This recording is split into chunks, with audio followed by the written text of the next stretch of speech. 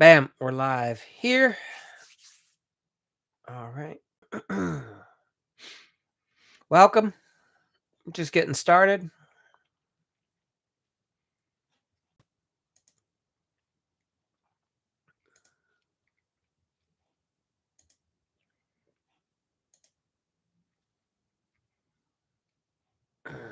If you're new, let me know where you're from. All right. Here we go. So you want referrals? Let's talk about three things. So I know when I started, I would finish the job, pack up the truck, the trailer, right? And you roll off and you wonder why you're constantly having to do the hardest part, which is chasing and finding the new customer. And you're letting all your past clients just drift off. They were hard to get, right? So here's the reality. Yeah, there's more than just remodeling houses. You have to learn how to build trust with the homeowner. And that obviously that trust will compound as you work for them longer. So you want to have three real solid touch points to help get these referrals, right? You want to find repeat customers, you want to get them as a referral machine or both. So just because one job should always turn into another. Either you do another job for that same homeowner or that homeowner refers you to someone else. And this is just how you grow steadily, quietly, predictably over time. So talk about this three-part. It's a triple threat system, right? Here's how it works. First, you have to talk about referrals 3 times before you ask. You plant the seed. Then you ask for 3 referrals from the person, the client. And then you do 3 follow-ups after the ask. This is simple, it's scalable, and it gives predictable results. All right. So when I meet with the client for the first time, I'm already interweaving my referral program into the conversation. Hey, Mr. and Miss Smith, this is pretty cool. You were referred to us by this great client. Or I'll say, well, Mr. and Miss Smith, it's nice that you found us out of the Google or the phone, Facebook. What's interesting is most of our clients come to us from referrals. We have a really high success rate with referrals. And you're letting them know that that's how your primary way of operating is referrals. It doesn't have to be. You're just letting them know that's the thing. Because it's called pre-framing. You're getting them prepared. And in their mind, they go, wow, this guy does all his business off of referrals or most of it. Okay. So you do it at that first meeting, whether it's over the phone or at the client's house. Second, you bring it up again when you either sign the contract or you go to the pre-construction meeting. And then third, you're bringing it up referrals again when you're doing like walkthroughs or milestone payments. You're like, yeah, I just got back from another appointment. It was another referral. These referrals, they've been great. We've been getting a bunch of referrals. So you're constantly talking about referrals. And then you start sharing with them how you're giving referral gifts to some of the people that have been giving you a lot of referrals. You still have never asked them for a referral. You're just telling them how great your referral program is. You plant the seed 3 times. So, and this is that part of that ARI languaging, right? You plant it 3 times. You've never asked for a referral. You're just talking about how great it is. You get it. All right. So now you're coming up towards the end of the project. This is when you actually ask, so Mr. and Miss Smith, we've been working for you for like 3 weeks. We've been here a month. Help me understand, who were you thinking of or who have you already referred us to? And then you ask, is there anyone else that you can think of right now that we should be getting in touch with? Right? Like, who are the 3 people that you care most about? Who do you know that you would like them to have the similar experience to this remodeling like you've done? Right? All these little things. Make it feel like they're helping their friends. Okay. That's what the ask is. And let them know that, hey, we have a special referral program for you. It's not a boring gift card, but it's an experience. Something you'll remember. All right. So here we go. Now we're into the third part. The job's been completed. You're checking back in. Hey, Mr. and Miss Smith, want to see how everything's working? That's awesome. Hey, have you had a chance to show off the project? How many have you had friends or family over? Was anybody asking about where they could get some amazing remodeling done? Is there anyone that you think we could work with? Right? You're always looking for an angle. I'd love to get you into our referral rewards program. We could get you set up with that nice dinner, maybe get you over to the day spa.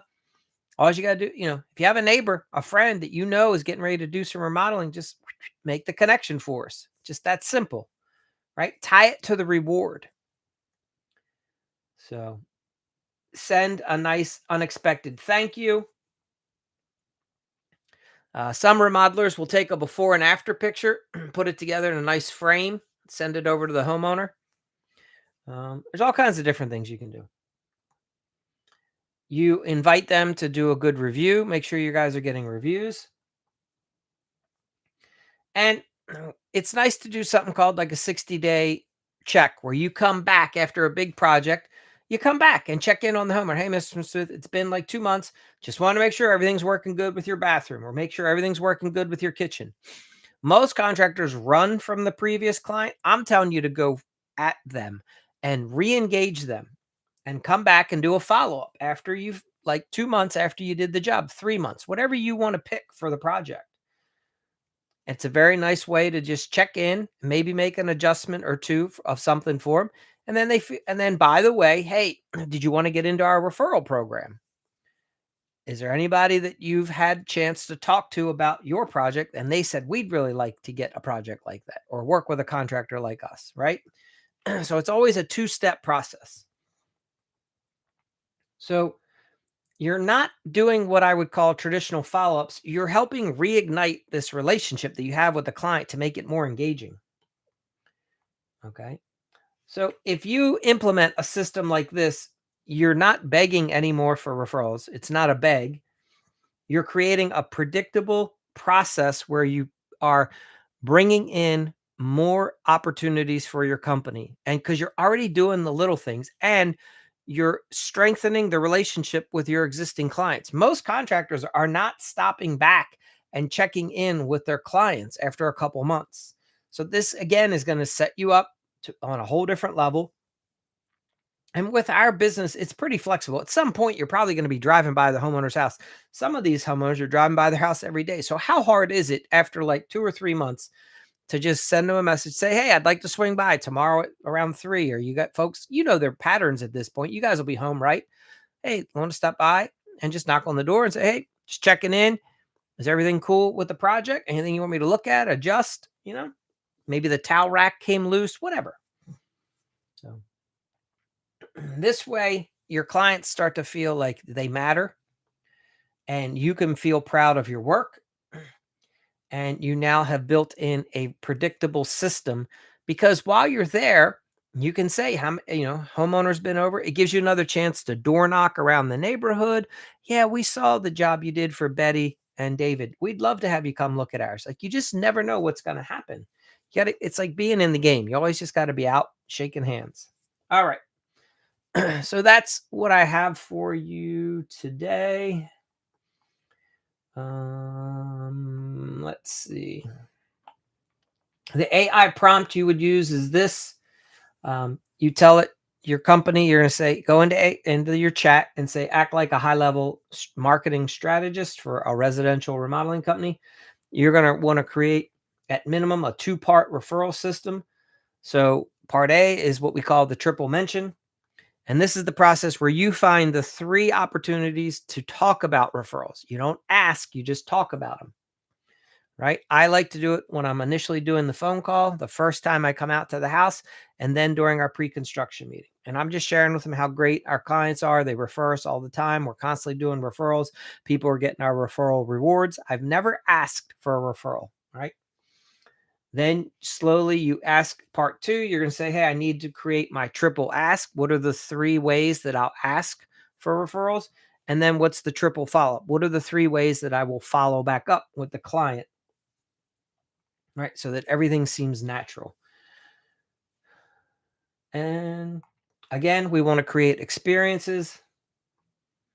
And you can ask ChatGPT or Grok to put all that on a one-page document, and then boom, now you've built a really nice referral system that's going to work well for you for many years. And just that's all. You just have to try it. You've probably never seen anything like it because very few companies are good at this kind of thing. But this is how you build a real good community and a good business. All right. Hey there, Jayon. Thanks for joining. See you popped in. Happy what are we up to? It's already Tuesday.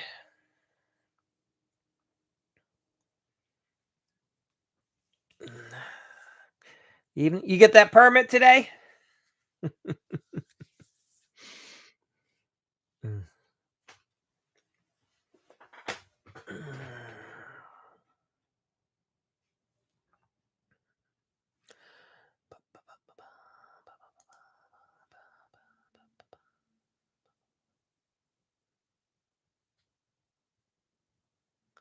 Oh, that's awesome.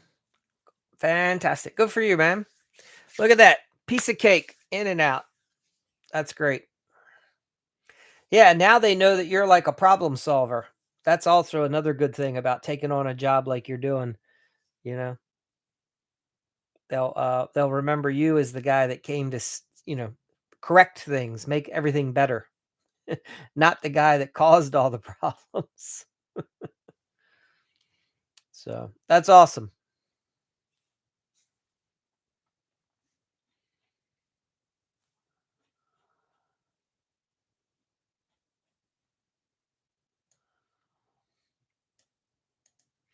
What's a help me understand what a permit like that costs these days. Is that over $200 or under? Like in my area, just the basic permit is usually like $65. $30. Damn. It's like 65 just to get a basic permit and then all the other things get added on it. That's a bargain. That's great. I moved to Abilene, Texas. They treat their people well down there. Yeah. So, yeah, but $30 is very reasonable. So, that's nice. I'm glad it wasn't too much.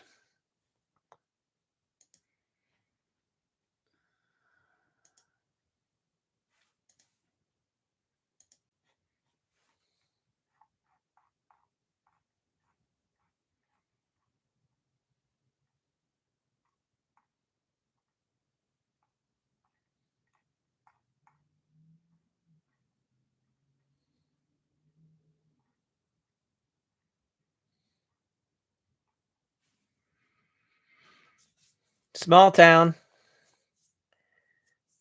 Yep. They're about to do online permits. That'll be nice for you guys. Yeah. Yeah, our area launched an online portal and it's great. What you used to do was you'd walk into the permit office and there'd be somebody at the desk and they'd have the computer and they would ask you questions and they would fill it out properly and then you'd get the permit, within an hour. Yeah, you're probably gonna have to raise prices. That's supply and demand. As you get busier, the prices have to go up.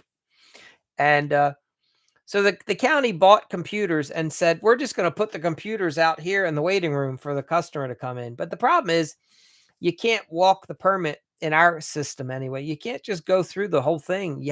There's all these reviews and revisions and other people, and they don't tell you everything that they want on the permit.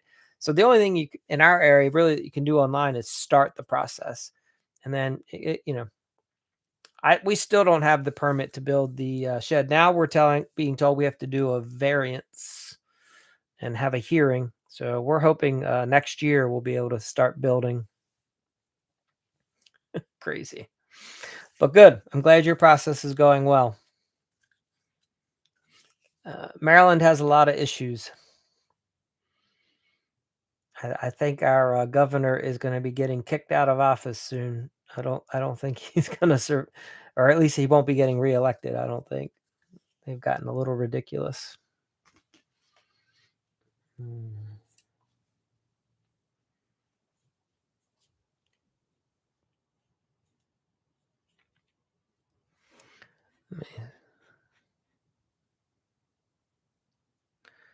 Yeah, you know, you'll never know, right? I've had in all the years, I'll tell you, I've had really good experiences with almost every inspector. I've only had one electrical inspector that was, and I think he was just going through a tough time in his life.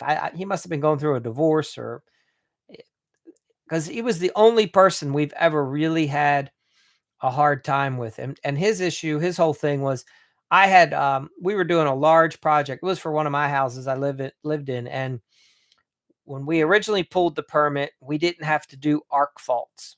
However, um, for whatever reason, the way the project spanned, at some point the county changed. They flipped over, and then they required arc faults. So when we did the inspections, everything was fine, right? And then the calendar year, something shifted, and then we failed the final because we didn't have arc faults for the bedrooms. And it was anyway, it was a 4-bedroom house, and all of a sudden you're spending like $65 per uh, breaker. Anyway, but that's really, and then there was a little more involved than just that. But other than that, so anyway, what I'm saying is I've always had really good experiences with the inspectors. So hopefully you do as well. I found the inspectors to be awesome to work with compared to getting the permit. But I think a lot of that has to do too when if they see that your work, in this case it's not your work, but your corrective work is. I find that typically if you do quality work, if the job site's clean and they can tell you're not like cutting corners and hiding stuff, then they're great to work with. My impression is that a lot of people treat them pretty bad and try to hide a lot of crap. Third party inspections. It's such a small town that they just don't even have uh county inspectors. So what is do you if you're a licensed plumber, can you apply to be a an inspector in your area? Is that how it would work?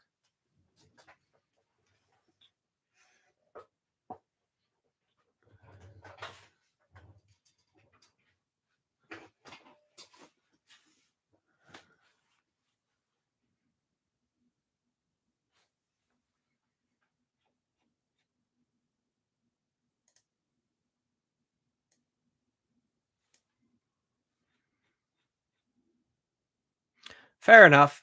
So you have to you have to inspect like the next whatever county or township you don't have a license in.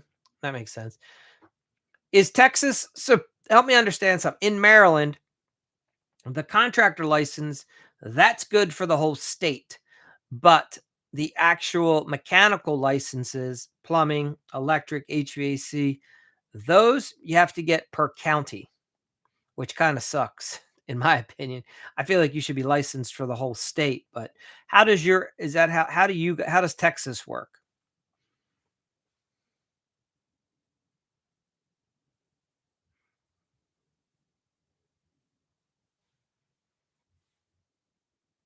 Okay, statewide license. That's nice. Yeah, to me that makes a whole lot more sense. I don't understand.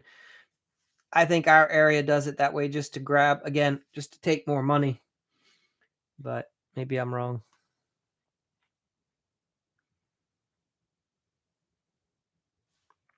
Yeah, I feel like you should have the statewide license is the way to go.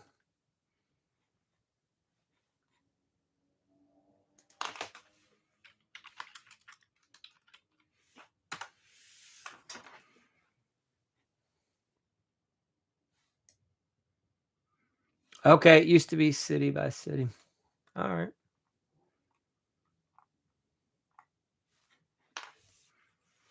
Hmm. Yeah. I I guess I mean I'm sure people have opinions one way or the other. I feel like statewide is better, just simpler, but I mean, I do, obviously every county has slightly different rules, so I can partially see that why they would want to have that, but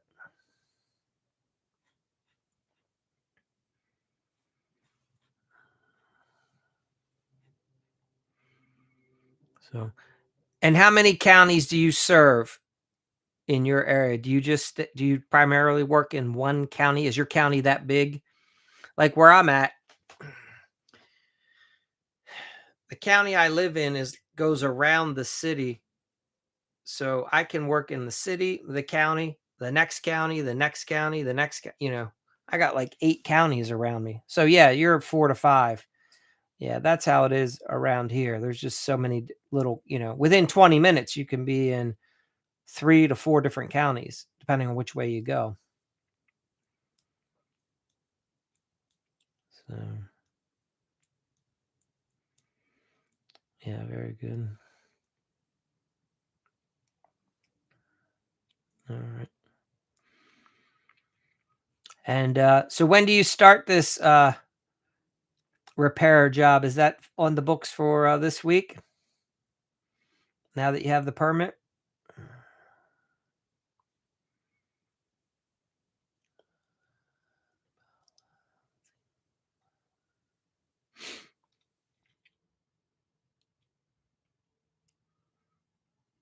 Huh, you have to wait 48 hours. Interesting. Huh, okay, that's interesting. Uh, let me ask you this, when you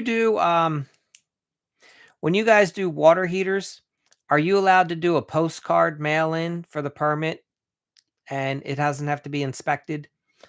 Like, can you just mail it in and say, "Hey, I replaced the, water heater at da da da da da," or do you just not even have to put any of that down? You don't have to do anything like that? Do you have to even have a permit? I guess for replacement work, you probably maybe you don't, I don't know. You've heard of that? Okay. Yep, fair enough.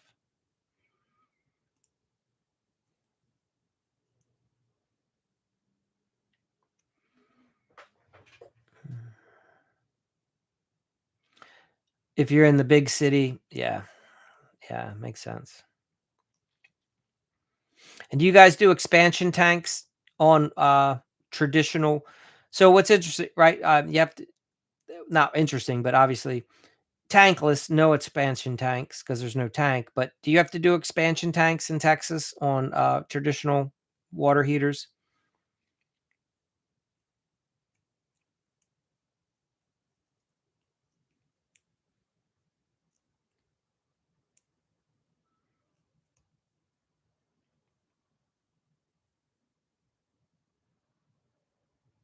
We started doing expansion tanks in, like, 2004. Okay. Alright, that's nice. Alright. Yeah, I think, I wanna say somewhere around 2004, 2005, the county, the city, they made expansion tanks pretty much standard. Now, a lot of guys don't do it, but if it's new construction, they're gonna you have to have it. Most I do home inspections, so a lot of houses I go into, lot if a you can always tell when a reputable plumbing company comes out and does the work. First, the work is generally clean. Second, there's always an expansion tank. Um,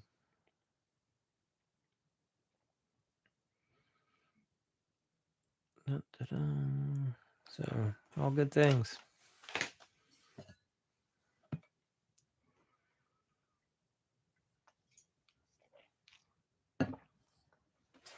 All right. Yeah, I guess it won't. It doesn't hurt for sure. Just your pocketbook a little bit.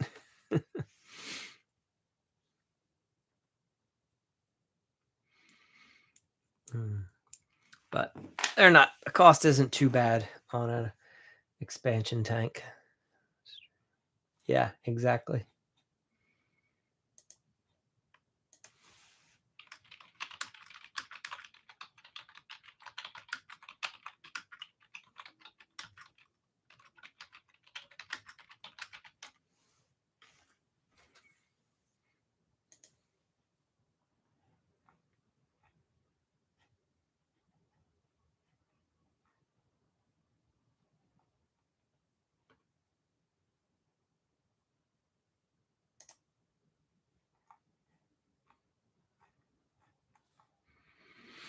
Well, anything you could any anybody have any questions? I don't have, I've been talking about referrals for, yeah, I'm Jayan, I'll tell you, follow me. This probably will make sense to you. Most of us live in a world of fear where we're so afraid that the homeowner is going to complain or be upset about something that we did, that we don't want to just call them back, or you're just afraid that there's a problem. In your head, you're like, I'm not calling them. There might be something wrong. Uh, or they'll just want to complain. I have found the exact opposite to be true. Um, in fact, most people, when you follow, they're like, "Oh wow, this is amazing! You called us back. Yeah, you could, yeah, especially if you do like kitchens and bathrooms, cabinet. Sometimes the door, something on the cabinet door adjusts, the hinge comes loose. Um, Bathrooms, the towel, one of the little towel racks, those little brackets. If you're not setting them into a stud or blocking, if it's just in sheetrock, those things tend to come a little bit loose. The toilet paper holder, whatever. There's always something that after a couple months seems like it could use an adjustment. And you'd be shocked that extra just swinging by, maybe taking a half hour if anything has to be fixed. A lot of times it's nothing. So anyway, it if your goal is to be in business for several years and you want to be like known within the community, I, I can't not recommend that concept enough to just periodically, when you're in certain neighborhoods, send a message, give the homeowner a call, whatever, and let them know, hey, I'd like to swing by. How's everything going with it? Is everything okay with the house? Sometimes you should do it nonchalant, like if they're just home, and just send them a text. Hey, I'm 5 minutes away. I was going to stop by. You'll figure out what works for your personality. But anyway, think it can, think you'll find it brings you more goodwill than it does problems. And it's a good reason to drop off a new flyer.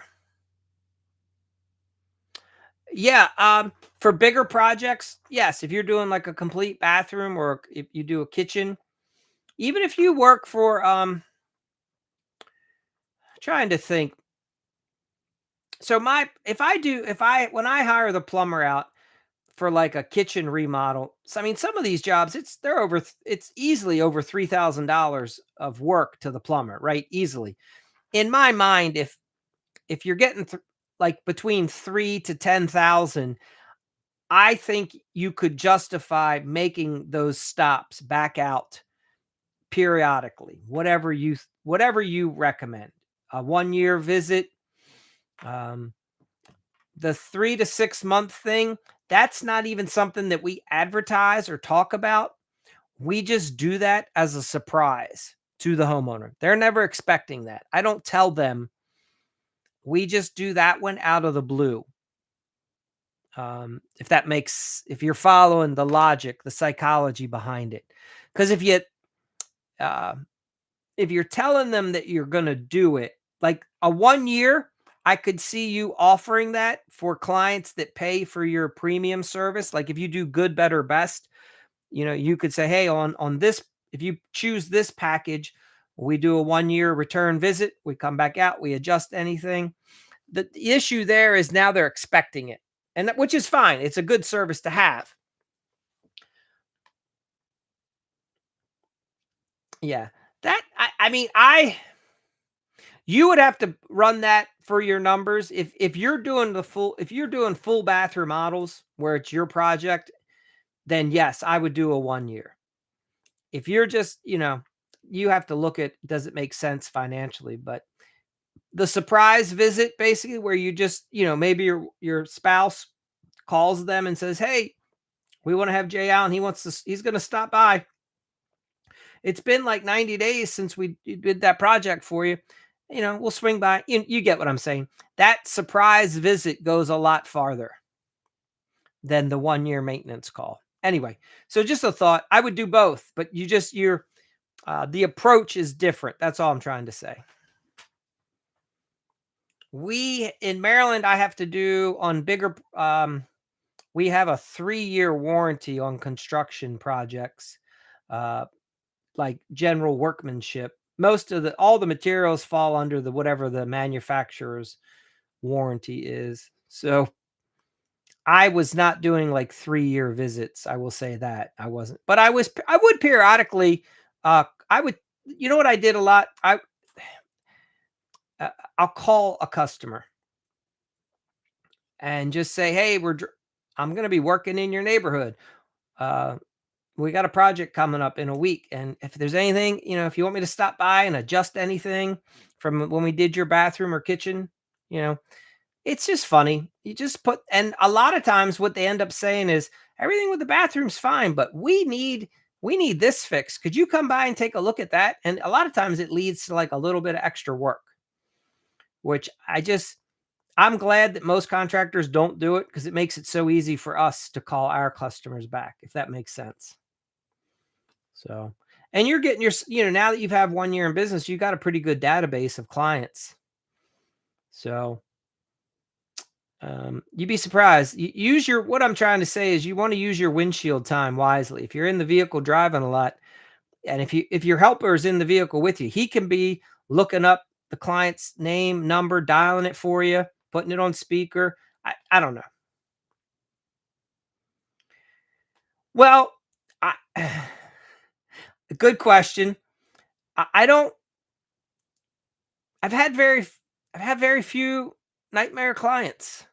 Um, Probably because I'm much more cautious about who we work for, if that makes sense. Um, I've only had two, and one I knew was gonna be trouble because she was the person who always told me she had I said, "Tell me about your experience with contractors," because she had had a house built, she had had some other and every one of them she'd had problems with, and I joked with her, I said, "Well, the good thing is you like me today, but in like 3 weeks, you're gonna be pissed at me and probably wanna fire me as well." Like, because I could see this train coming from a mile away, but my brother, he wanted me to do work for this lady. There was a whole side story.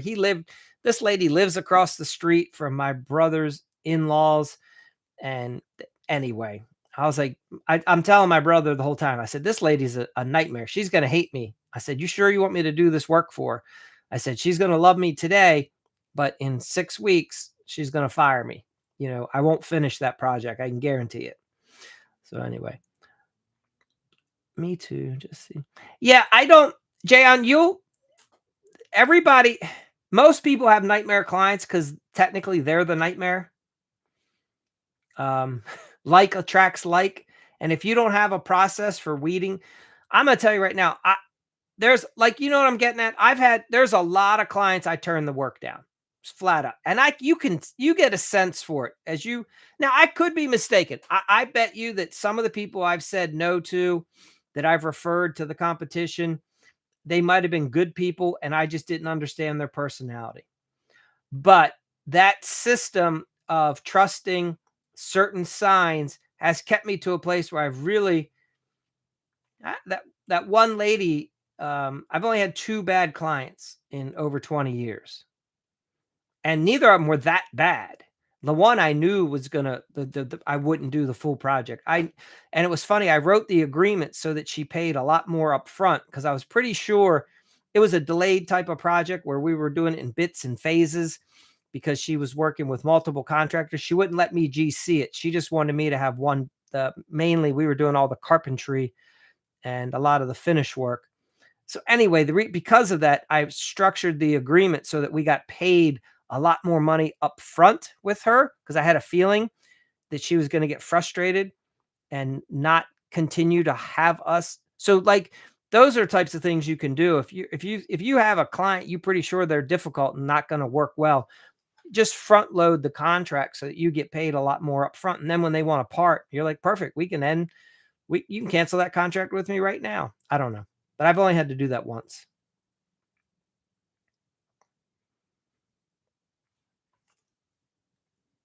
Yeah. But now, if you have a good personality and if you take the time to weed people out over the phone, I have a feeling that if you're a good listener and you have good intuition, you'll be able to tell you're not going to want to work for that person. So, but I ask a lot of questions over the phone, and it probably pisses some people off, I'm sure, right? Some people are just doers, but I'm asking them, tell me who else you've worked with. What projects have you had done recently? Who did you hire for that project? How did that project go?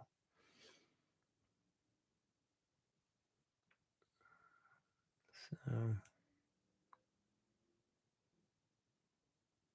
yes, yeah. Probably I can appreciate what you're saying. Some the jobs you don't get sometimes are the best ones.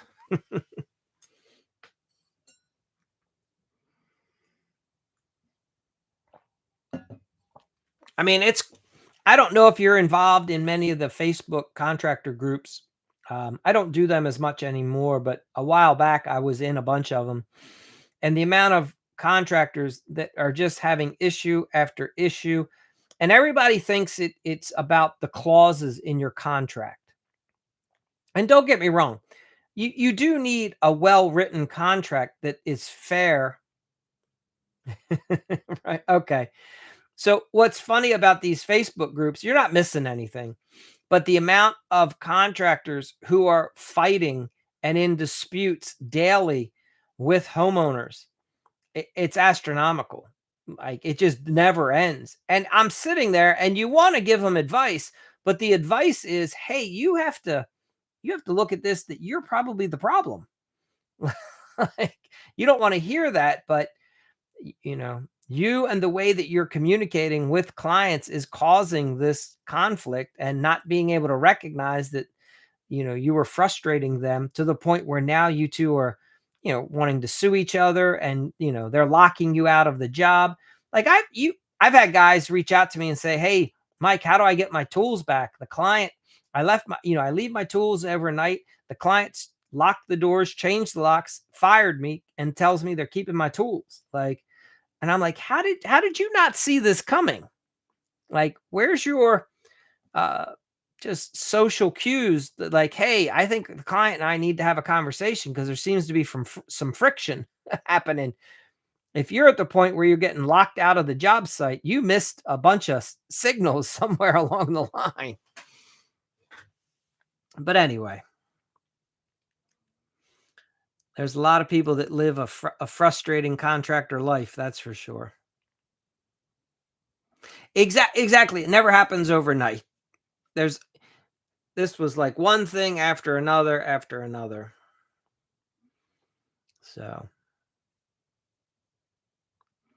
exactly. So, you probably won't have to worry about that. You know, but you do need, I will say this with the same breath, there are just like there's bad contractors, like in my state, they're constantly catching people that are scamming the homeowner, right? Some contractors stealing deposits. That's a big one, right? The low price guy, he tells the homeowner, "I'll remodel your bathroom for 10,000." He collects 5 up front, and then they never hear from him again. I mean, these some of these guys get away with a couple hundred grand before they get caught. That's a big scam. Um, and so I understand that there's some bad contractors for sure, but there's also homeowners that are looking to scam the contractor, and that's why sometimes I could be taken advantage of, probably just like anyone else, if the person's really well versed in their craft. Yeah, exactly. Most contractors aren't even going to make it to I mean, it's a 50-50 shot right now, pretty much across the board. Um, Small business in contracting, there's a 50-50 chance that they'll make it 3 years. So the failure rate's pretty fucking high. Most guys can make it through their first year, but they're not making money. It's just that they have cash flow. So they work hard their first year, and then by the time they do their taxes, They're usually about 18 months in. That's when they realize they're not making money. And they're the ones that have to sign the next job to finish the current job, right? And then when they become aware of how hard they're working and how little money they start are making, they get a little, it just starts to go downhill from there. And then by the second year, they probably haven't corrected it. And then the hole gets so deep that by the third year, they're done. And that's kind of the typical lifespan for a lot of guys. The guys that can last a little longer are the ones that their spouse has a good paying job so that the mortgage is being paid, the auto expenses are being paid, and they get to be more hobbyists, like it's just a self-employed gig. So if they can make a couple $100 here and there, great. Those guys, they'll make it like 5 years. They're not making a profit, but they're making some money, but you know what I mean? So those guys will survive longer. Yeah. So that's the nature, and that's why, like, I think in 7 years, it's up to about 70%, and like I said, by year 10, maybe 4 to 6% of guys are surviving, and have a 10-year anniversary, so it's a brutal industry, that's for sure. Yep,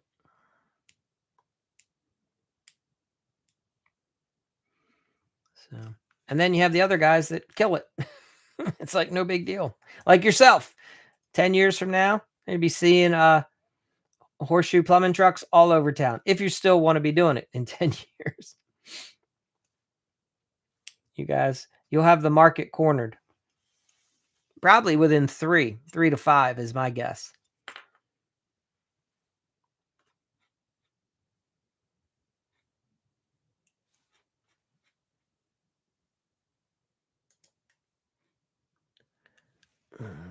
Yeah. Yeah, 3 to 5. You'll be crushing it, Jayon. It's good timing for you too because so many other companies are going out right now. And you have a lot of people that are just retiring.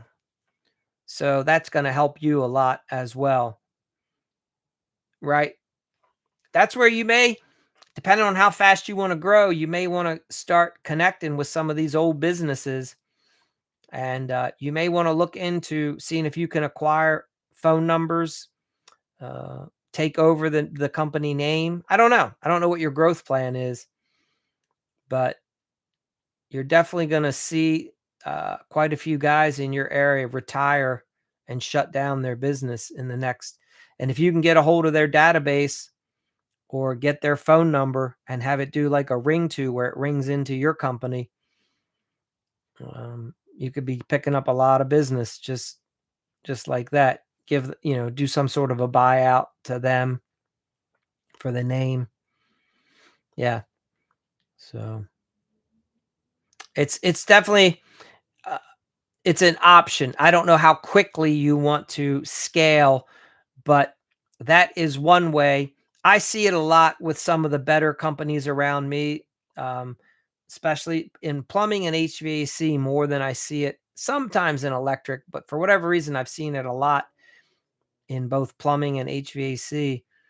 You can scale pretty well by picking up, that old contractor's information and his database.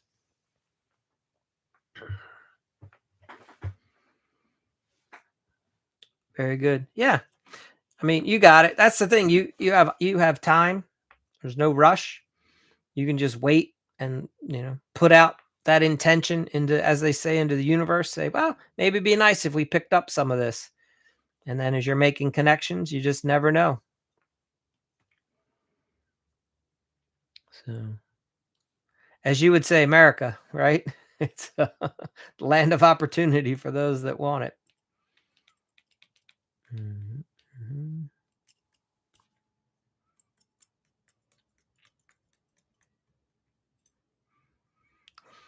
So, all right. Well, I think that's all I really have for tonight, unless you have any questions.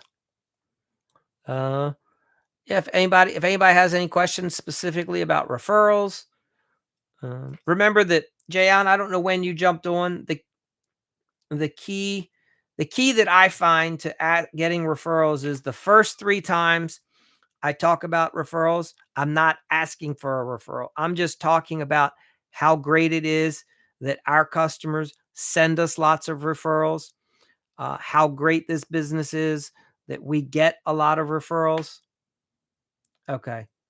Right. So if you remember that the first couple times you talk to the homeowner, you're just talking about how lucky you are to be in a business where your customers are amazing and they refer you, and you have a really good referral program.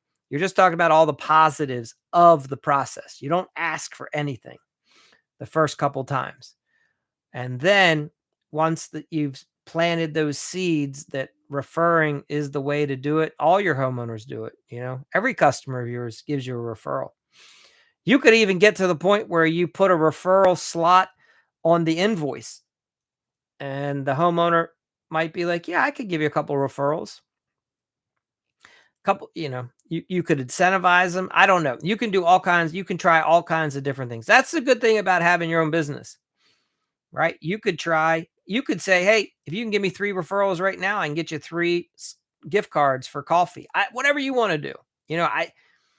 You can try different things. The key is, as they say, you just try it. You fail fast, fail forward, fail frequently. You just keep trying and iterating, and you just don't know what's going to work with you in your market with your people. But I would suggest, that's an option to look at too. So anyhow, that's my that's my 2 cents. So, uh, if you're interested, yeah, thank you. We do another one of those calls this week. The Remodel Rebel group. If you're interested, I can get you a link if you want to join. It's during the day again. Obviously, it's but anyhow, I'll let you know. This one's more open forum. So,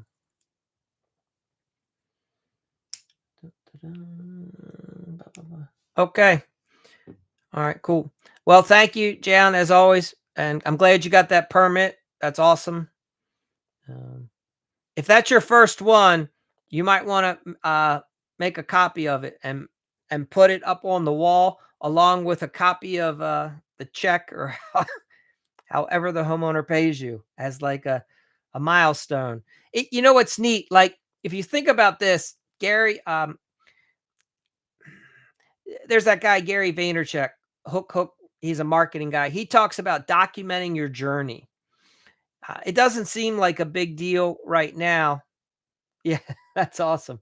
Um, it it doesn't seem like a big deal today, but all these little milestones, they're actually going to be something that you can, if you document it, it's going to be neat for you down the road to show, like, the legacy, the story of how your business grew over time. Like, this is when we did our first permit, right? This was our first year in business. Um, all these little things, right? This was the first van the company owned. It, it's just something to think about for down the road. Well, because once you've been in business like 3 to 5 years, it's nice to have that about us page. Right now, the history page, the about us page is you personally, but in a couple years, you'll shift it, telling the story more of your business. And anyway, something to think of. So cool. Thanks for being here. And you have an amazing day.